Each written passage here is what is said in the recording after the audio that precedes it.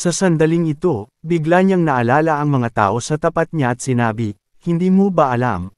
Sa hall, ang pagkain ng maayos, pananamit ng maayos, at pagpapahinga ng komportable ay magalang, kaya kayong mga kapatid, mag-relax lang kayo. Kumain tayo at uminom." Biglang lumitaw ang military music, "May nakikita ka bang kulang dito?" Masayang sinabi ni Chung Mayang, "Oh, homeowner, salamat sa iyo, masaya kaming nabubuhay ng ganito. By the way, ang pagkain sa Tok Trong ay talagang masarap, kahit na medyo maanghang at nakakamanhid, pero paano ko sasabihin?"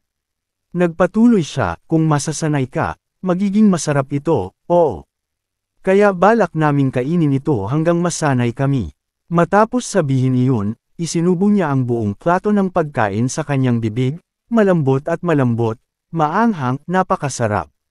Tiningnan ito ng homeowner at hindi napigil ang magulat.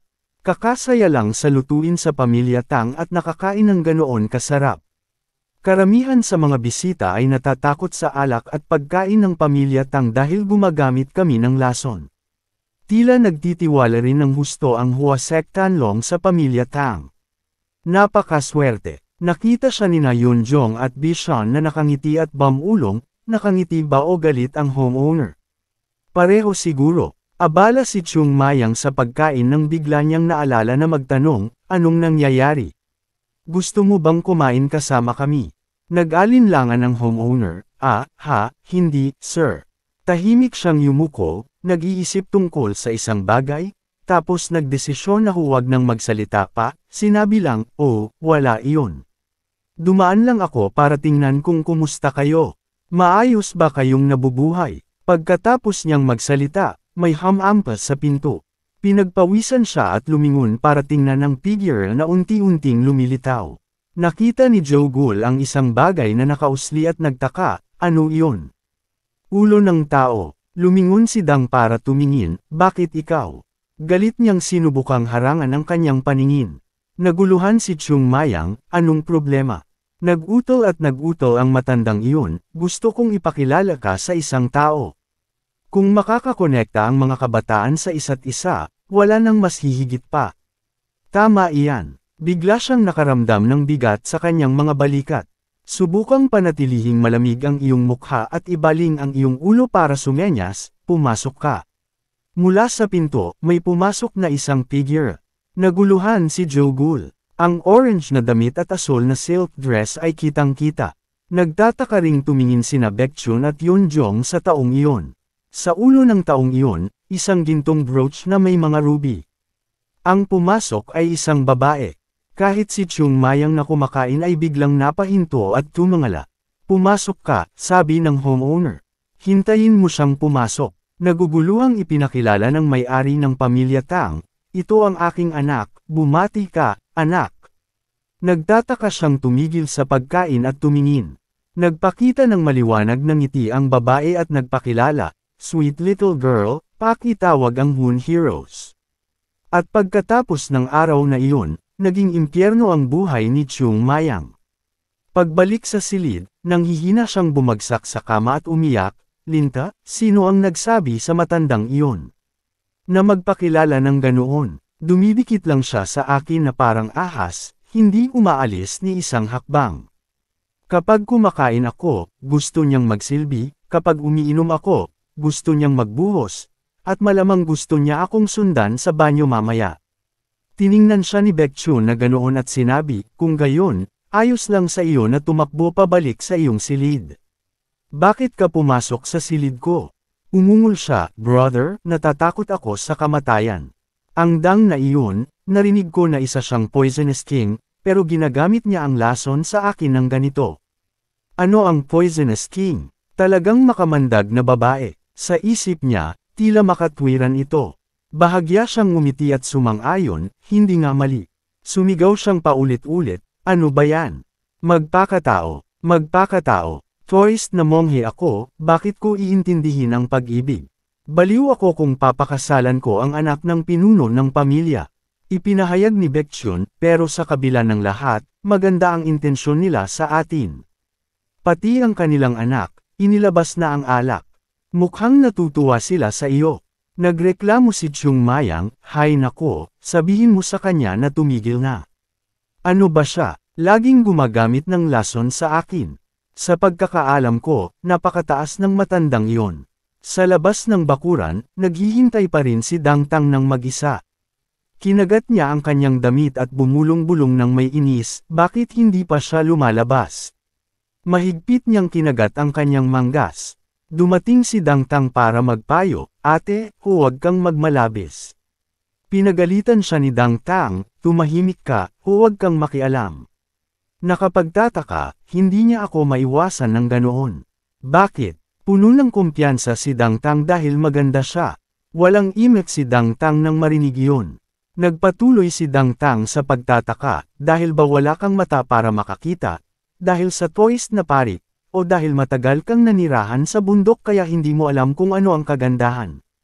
Bakit niya ako iniiwasan? Naghinala si Tang Chan, baka hindi siya interesado sa mga babae. Agad siyang tumutol, "Sa mundong ito, mayroon pa bang mga lalaking hindi interesado sa mga babae?" Bigla niyang naisip, nakapagtataka, lagi namang tutol ang ate ko sa pag-ibig, pero ngayon siya pa ang nagkukusa. Maaari bang nagugustuhan mo na si Hua Sek Tanlong? Agad na itinanggi ni Dang Tang, "Wala kang sinasabi. Kahapon ko lang siya nakilala. Hindi ko alam kung ano ang magugustuhan o hindi. Hindi ako anghel, hindi ko alam ang iniisip ng ibang tao, pero bakit mo naiisip ang ganoong kasigasigan?" Ipinaliwanag niya, "Dahil kung palalampasan natin ang pagkakataong ito, alam natin kung saan tayo ipapakasal. Mahal ako ni Ama, pero siya ang pinuno ng pamilya. Sa pagitan ng kanyang sariling interes at ng interes ng pamilya, lagi niyang uunahin ang interes ng pamilya. Kaya pagdating ng panahon, ipapakasal niya ako sa isang pamilya at kailangan kong manirahan sa isang marangal at mayamang pamilya sa gitna ng bansa. Masasakal ako sa mga ganoong lugar. Isipin mo, mula sa pagkain, pag-inom, paglalakad, hanggang sa bawat kilos, kailangan mong sundin ang mga patakaran. Kaya mo bang tiisin iyon?" Tahimik na sumagot si Dang Tang, "Mahirap. Isipin mo, mula sa pagkain, pag-inom, paglalakad, hanggang sa bawat kilos, kailangan mong sundin ang mga patakaran. Kaya mo bang tiisin iyon?" Tahimik na sumagot si Dang Tang, "Mahirap." Pero ilang araw na ang nakalipas, nang lihim kong tingnan si Chung Mayang na sugatan at walang malay sa kama. Tanong ni Dang Tang, "Ang batang iyon ba ang number 1 sa hinaharap na kinilala ni Ama?" Tumingin siya sa langit at ipinahayag, kung siya ang pinakamahusay sa mundo, tiyak na abala siya sa pagsasanay ng martial arts at walang oras para umuwi. At malulungkot ako at matutuyo na parang tuyot na bulaklak. Bakit pipiliin ang ganoong kaunos-lunos na kasal? Anong mas magandang kasal ang mayroon kaysa dito? Natigilan si Dang Tang, "How? Maganda. Kung ikukumpara sa buhay ng house arrest at pagpigil, 100 beses itong mas maganda. Hindi mo kailangang mag-alala tungkol sa iba, maaari mong mabuhay ang iyong sariling buhay. Hindi darating ang pagkakataong ito ng 2 beses. Talagang hindi. Kahit mamatay ako, kailangan kong hulihin ang lalaking iyon na si Hua Sek Tanlong. Kahit tutol si Ama, hindi niya ako maaaring ipamuhay, tama?" Sabi ni Dang Tang na may tono na puno ng nag-aalab na determinasyon. Kumaibot ang mga labi ni Kang Jen, iniisip, "May plano ka na ba?" Pero si Hua Sek Tanlong ay hindi isang taong madaling pasunurin, tiyak na hindi mangyayari ang mga bagay ayon sa kanyang kagustuhan. Sumagot si Dang Tang, "Niloloko mo ba ang iyong sarili?